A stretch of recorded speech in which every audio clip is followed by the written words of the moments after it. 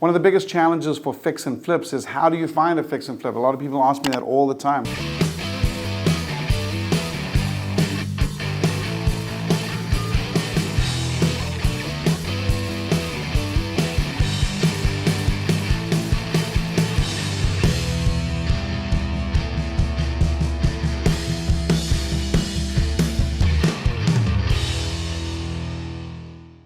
If you are trying to get into doing fix and flips, it can really help if you understand who your customer is and who you're trying to sell the house to. So a lot of times what we tend to do in business is we think about us or me, right? So we say, well, I want to buy this house, I want to make $50,000 profit. It would serve you better as a rehabber to think about your customer.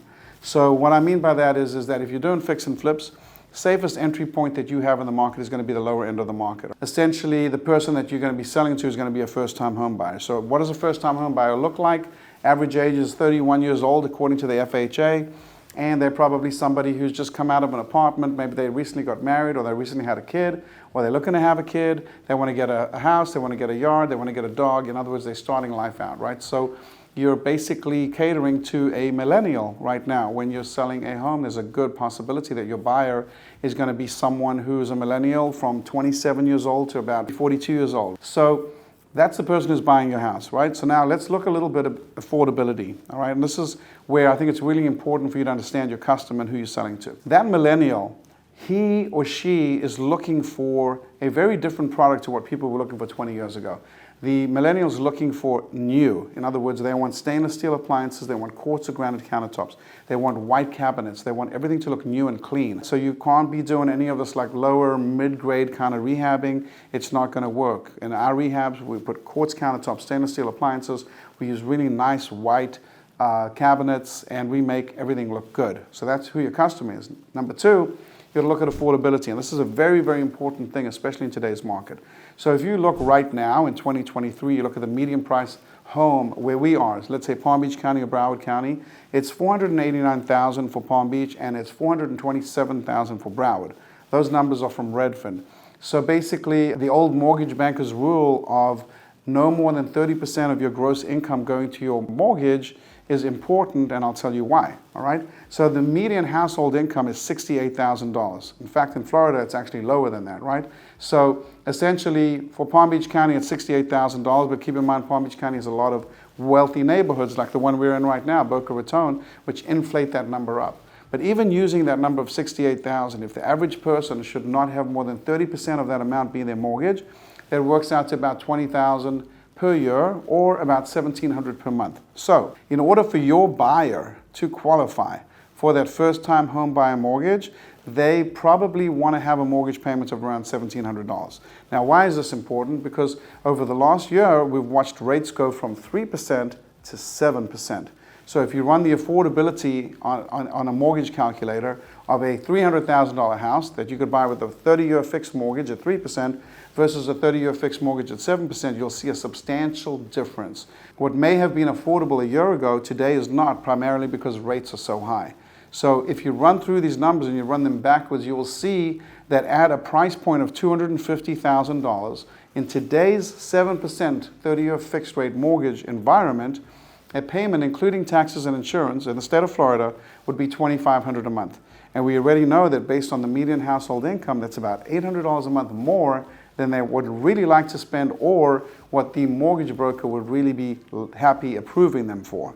So the big dilemma when you're looking to fix and flip houses is you're trying to sell the finished product, fixed up already, for a price of $250,000 to $300,000. The key thing for you to understand is that if you look in, let's say, Miami-Dade County, Broward County, Palm Beach County, where do you find nice-looking, really remodeled houses for under $300,000? And the answer is you don't. So that's creating an affordability issue. And that affordability issue is causing people to either choose to rent as opposed to buying, or it's causing people to move. There's a very interesting report that they have on Redfin, which is called the Movers Report. I also like to look at the reports from actual moving companies like a U-Haul and such, to see where are trucks being rented from and where are they going to. So if you combine the data from both of these, van line companies and from reports like Redfin's, then you can see that there's a massive shift that's happened since COVID, since 2020, where people have left places like the West Coast, San Francisco, Los Angeles, Chicago, big cities, New York, New Jersey, the Northeast, Boston, Washington, D.C., massive migration out of those cities. And where have those people gone? They've gone to the Sun Belt, they've gone to places that are warm, and you've seen them move to places like Texas, you've seen them move to Las Vegas, Arizona. So on the West Coast, people that are leaving California primarily are moving to either Las Vegas or Arizona. And then on the East Coast, people that are moving from the Northeast are moving down to Florida. And some of the people from the Midwest are moving to the West Coast of Florida. So for example, if you take a place like Naples or Cape Coral in the West Coast of Florida, a lot of the people moving there are from the Midwest. If you take a place like the East Coast of Florida, a lot of the people moving here are from the Northeast. Essentially, how does that impact us, and how is that related to fixing and flipping houses? Well, it's very related, because what you're looking for is a sub $300,000 house fixed up, all right? In order to find a sub $300,000 house fixed up, it would behoove you to do two things. First of all, figure out where are houses in that price range, and B, are people moving to those places? So by looking at where people are relocating to, as an example, in the state of Florida, in that same movers report, the biggest traffic moving is coming to Miami, Tampa, Northport, Port St. Lucie, Palm Bay, Cape Coral, and Kissimmee, St. Cloud. Those are the cities. And those are all the cities that I focus on. And those are all the cities that I buy in. Why? Because what I'm looking for is a city somebody would want to move to.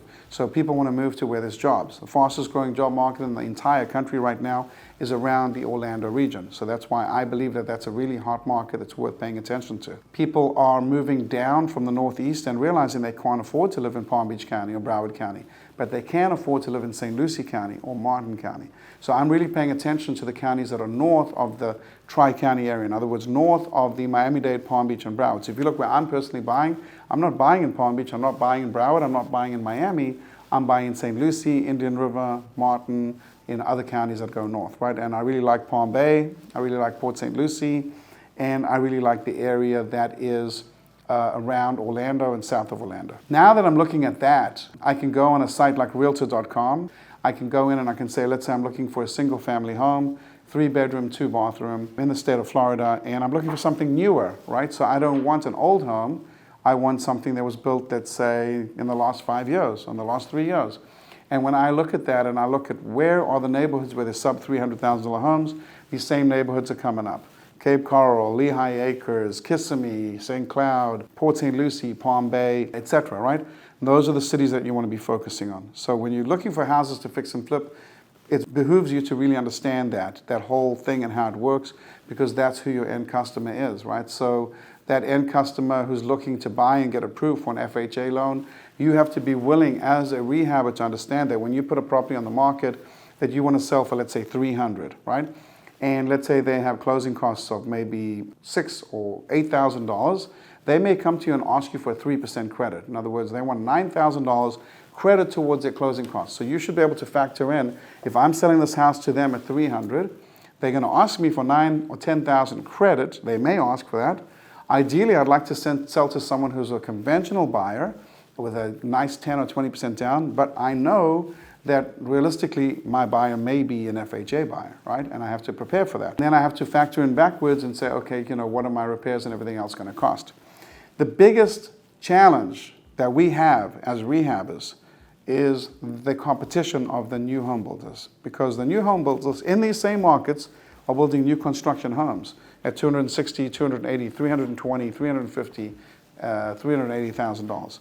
And that's why you really need to pay attention to this, because if you've got an older home, like let's say I'll use one of my markets, Port St. Lucie, as an example. So an older home, let's say with an ARV that you could sell for $350,000. You may want to buy that home for $250,000, let's say, $100,000 spread. Figure you're going to put $30,000, $40,000 into the house, then you're going to put it on the MLS, sell it, and you're hoping to net $30,000 or $40,000. The problem that you have is that house you're selling at $350,000 is competing with a new home builder who's putting brand new 4-bedroom, 2-bathroom homes that were built in 2023 on the MLS right now at $385,000. And I want you to ask yourself a question. Once again, imagine you're that home buyer. Imagine you're 31 years old, you're moving out of an apartment, you're looking to buy. Would you like to buy a 1990 house for $350,000, or would you prefer to buy a 2023 brand new home with everything new in it and pay $380,000, which is only $30,000 more? So if you run the numbers on a mortgage, that's really not that much of a difference in the payment. So the big key thing is whether or not they can qualify, right? So when you're looking to fix and flip, think about that. Think about those markets. Think about that first-time buyer, and those markets will work really well.